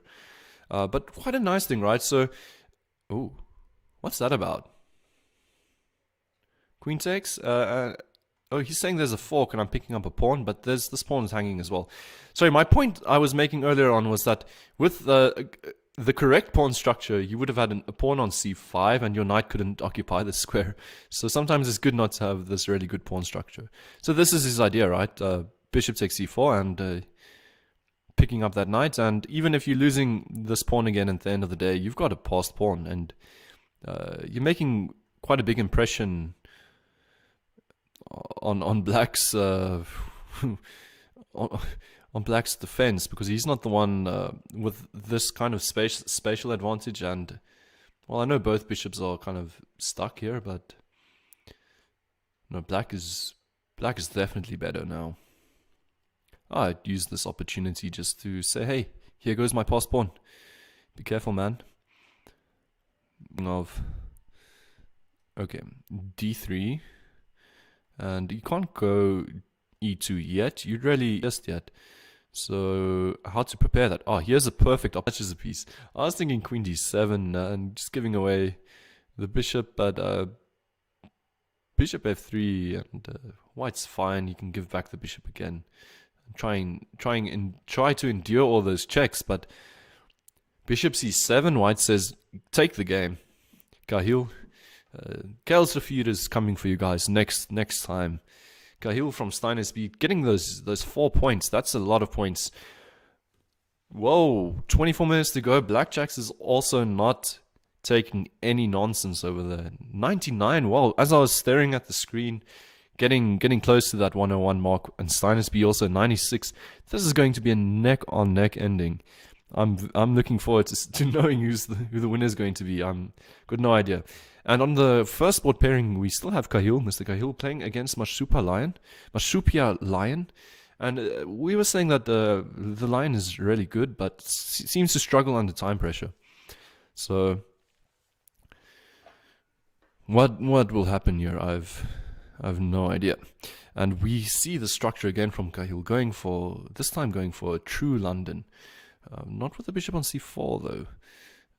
Bishop on g4 first. And one of the ideas is just to get the bishop out of this pawn chain, and white kind of claims he's okay now. It even trades it off. And the ideas are pretty straightforward here for white. You can play bishop d3, bishop c2, maybe castle. Oh, bishop e2. Trying to get to the diagonal maybe. Black counters in the center, but isn't this just a pawn? After you need to play queen takes. You need to play. Ooh, this is just a pawn. This is what I was looking at. Bishop b7 is maybe the idea. But queen c4 and not even queen c4. You can kind of play what you want to, right? Not going for the pawn. Okay, the number one player so far in this tournament says, I don't like pawns, man. I think this is the second game, right? He played. He took down Gladiator in that epic game against the English, where he just kind of made the same point, saying, man, I really don't care about your pawns.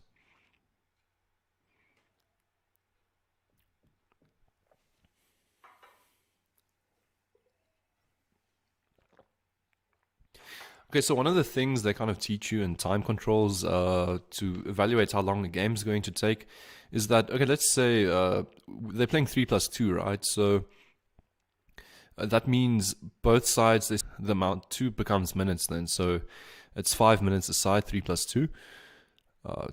In terms of no increment. So 5 minutes a side, making one game about 10 minutes. And so saying with about 20 minutes on the clock, I think players will get more than 2 games in. But this is one of those situations where you can't berserk. So I'm expecting this to be the second last game of the tournament. And Cahill, if Cahill holds this game, I know Gladiator is on his tail, but it feels like this game should really tie the knot for the individual spot. So a big game for the player. Having a great tournament, you don't want to mess it up towards the end. And Black might decide to be relatively sneaky someday to open up this potential discovery against the queen. And, well, the discovery could be bad after the knight ends on e3. So, White wants nothing to do with it, says, okay, let's get rid of this. Let's get rid of this nasty bishop with the discovery ideas. Now I would have been hoping to get a nice square for my knight, but actually I'm considering knight takes e3, and after rook takes rook, and knight takes d1, with the point that rook takes back there, and I can recapture with my bishop, and then I'm up a pawn. But there might be some intermezzo. No, there's no intermezzo. White immediately needs to recapture the rook, because black is the one. So knight takes e3 would have won a pawn there for the Marshupia Lion. A cool move, but still liking the lion's position, trying to set up some devious checkmating ideas. Don't go bishop f3, just remember this knight is still in hurt you. And this might also be another situation where White's saying, look, I know there's a pin, but don't forget this knight's defending back here. So trying to get some more seconds off of the lion's clock. The lion is not that great under time pressure, unfortunately. The lion is probably considering another knight takes... Whoa, wait a minute. Okay. So knight takes e3 was probably also a big threat, threatening with the pawn still on f2. Threatening mate and threatening this battery attack of the rooks. So f3 actually had a double function back there, not just to confuse the bishop and take away time, but getting rid of knight e3 ideas.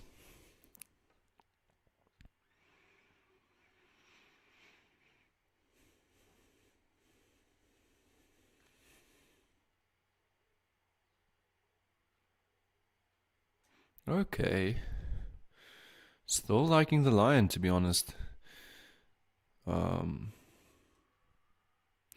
not seeing where it goes wrong just immediately. Maybe rook d1 or something could have been an annoying move.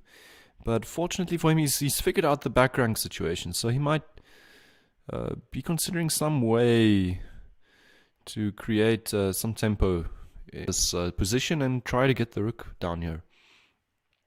For the time being, even knight e5 could be possible. So the knight, sorry, that's the point. The knight can move.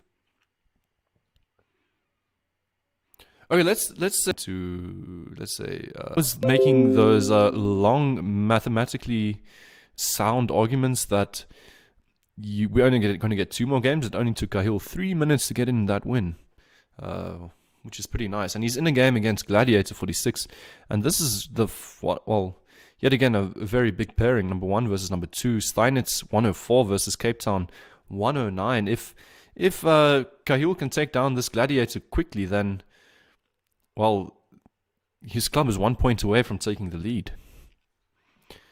And yet again, seeing something that looks a lot like the London, but this time the bishop is caught within the pawn structure. Cahill with the white pieces again, and a Gladiator. And they have played 1 game in this tournament, and Cahill stood the better. Typical bishop d3 ideas. Is White going to overextend, or is he just going to keep onto the tension? He keeps onto the tension.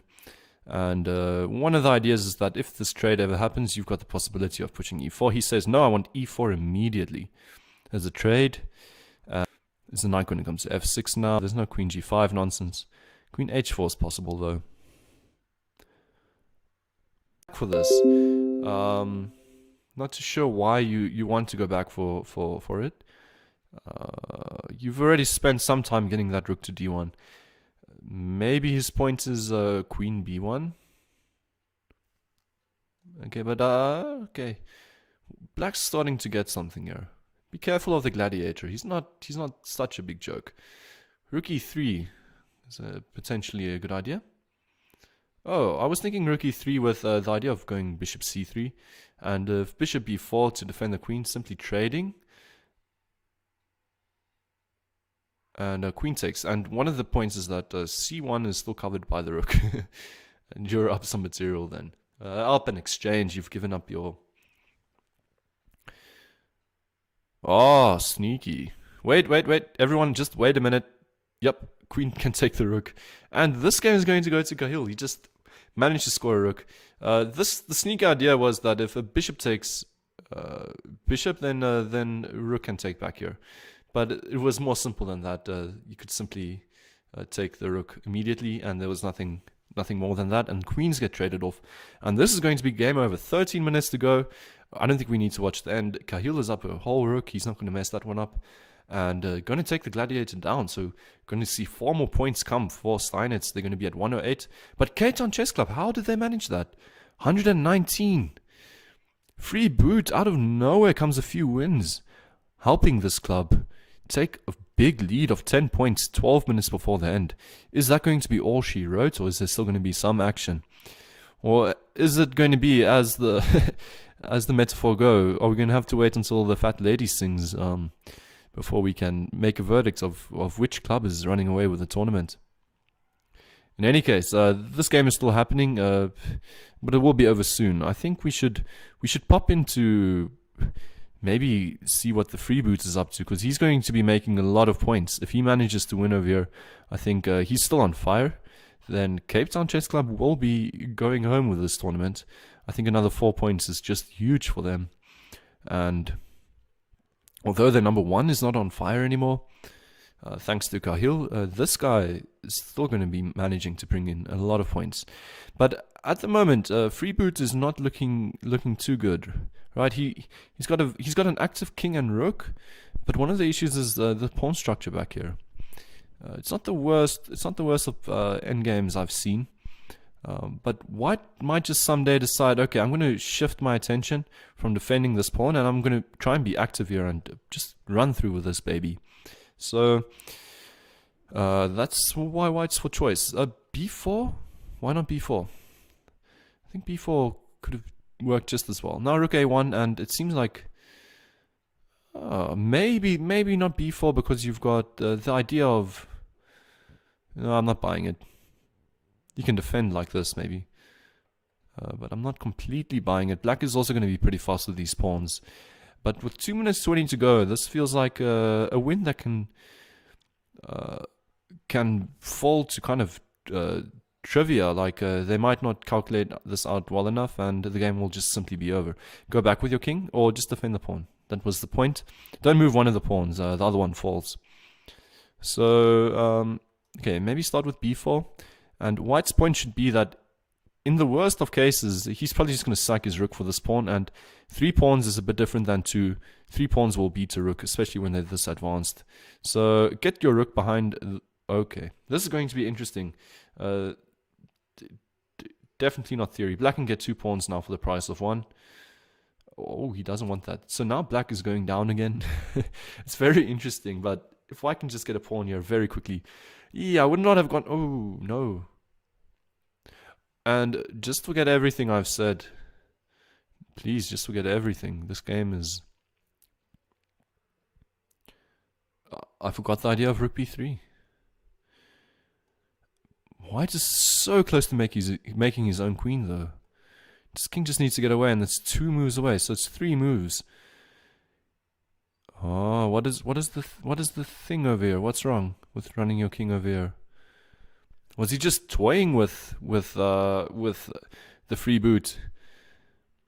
And freeboot is going to get this game. He's definitely getting this game. There's a pawn here, and that was so unexpected. There's checkmate on the board. They're all mate in 2 now. But in any case, I was not expecting anything to happen in his favor over here. And it converts, and that is huge for Cape Town. That is huge. That's another 4 points. 123. Steinitz still fighting back. Cahill really getting in those wins. I don't know if he played another game after that one. No, he hasn't. His bandmates playing against JME17.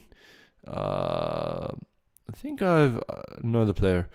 In any case, this is 2 Cape Town Chess Club players now. Freeboot has just entered the top 3, overtaking Louis Havenga. 36 with fire. He's got potential of... What? Creator? X. Where did you come from? 38. These guys are coming out of nowhere. We're going to have a different leader in the top 3 or 2 than I was expecting. Cahill is obviously taking the money, but I was not expecting all of these names just to come flying out of nowhere with fire close to the end. And fire is really tricky to get you because there's no berserking. So I think, importantly, what is Cahill up to? Is he going to be able to get Steinitz B to overtake Cape Town B in these last minutes? And actually, the drama is too much on the team standings. I'll do what I usually do, and let's see if I can do it like this. Let's see if we can make the featured board a little bit bigger, so we can still do some analysis. That's how the stream should end in these tournament endings, so that we still have that game of chess over there in the top corner, and we're looking at the team standings with 7 minutes to go. There's usually not so much drama in the final team standings. With the Corona chess team battle, there is usually, but only during these last minutes.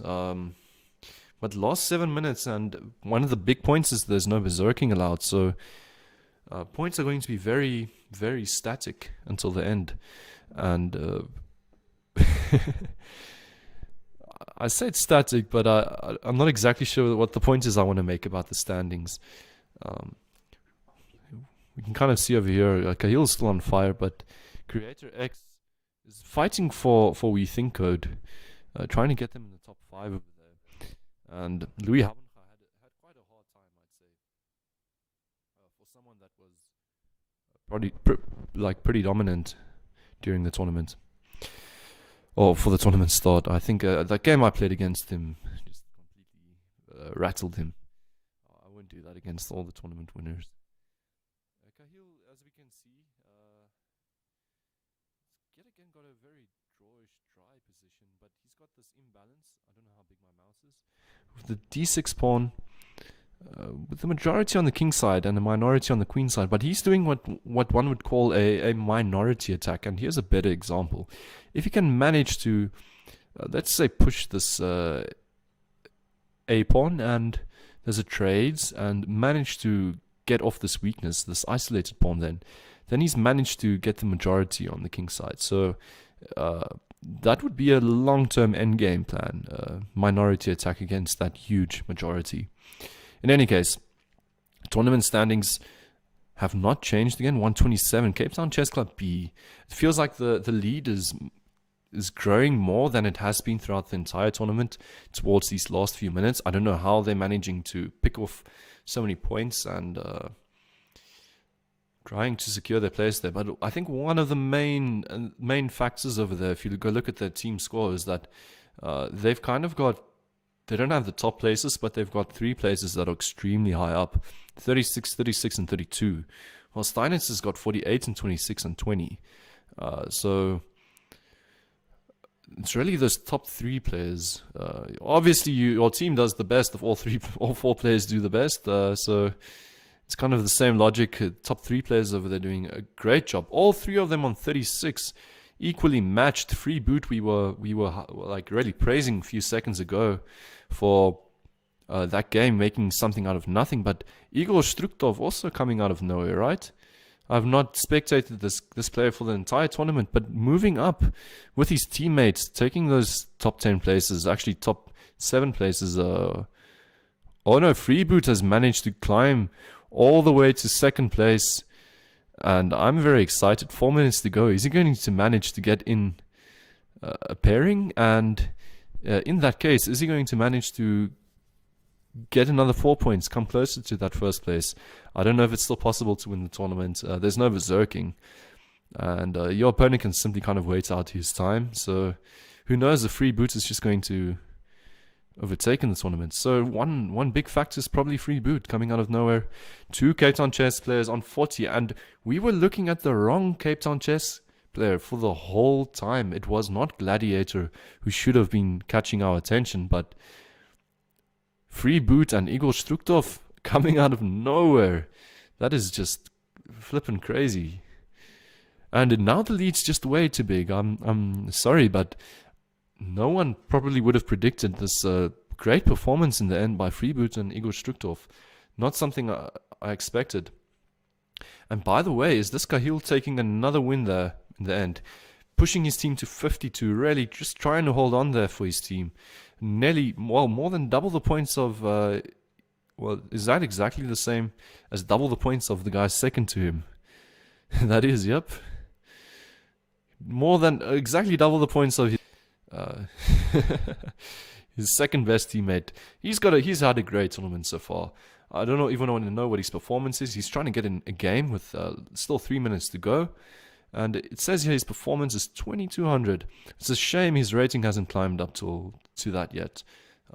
Playing there with a rating lower than 2000. In any case, doing a great job for them. But these 2 Cape Town players have just risen out of nowhere. And this player's from France, apparently. I don't buy it. These players had to go through a curation process, as far as I know, and needed to send in their names to figure out from which clubs they all are. And I know, not sure if I'm supposed to mention this, but a certain team withdrew because their player couldn't couldn't compete because he was from a different country. So no way that that player is from France. And Eagles Freeboot's not in first place over there. We're not going to see the final game of his. But 2 minutes to go, and I think the pairings are now set in stone. Cape Town with only, like, I mean, in the end of the day, you're going to think, well, 141, 122, that's quite a big lead. But Steinitz B was really on Cape Town Chess Club B, like, on their heel the whole time. And I guess the club that manages to get those last few points in the last minutes, I've seen it many times before.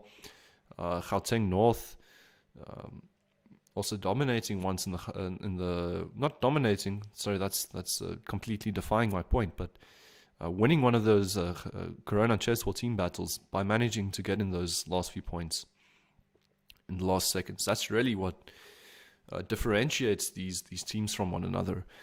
And a minute ago, I'm very curious as if Freeboot's going to get to 44. But in any case, he had a great tournament, but Cahill had a better tournament. We were watching more of Cahill's games, so well done to that player on taking the first prize. There's no way you're getting 12 points in a minute in any case. So congratulations in any case.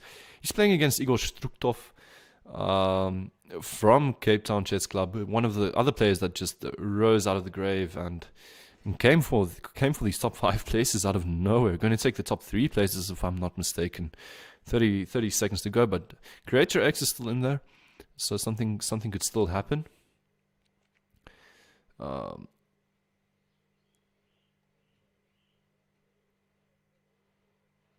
Yep, 16, 15.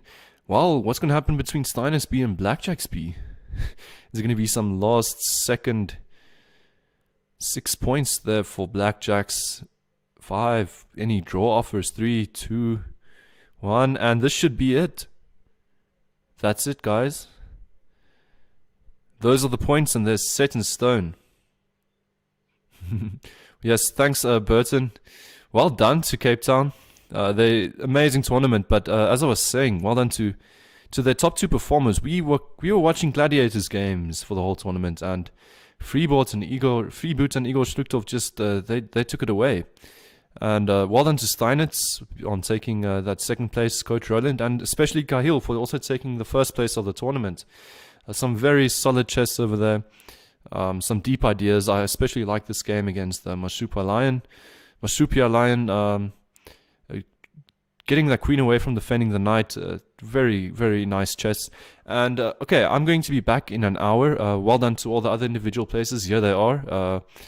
First place, Cahill, Freeboot, Igor Struktov, Gladiator 46, Creator X, Louis Havenga, Marsupia Leon, Coach Roland, VP Blackjacks, and Free Piece 2000 on those top 10 places. And 30 points would have given you a top 10 place. And Grim Reaper X essay, just missing it. Shame, man.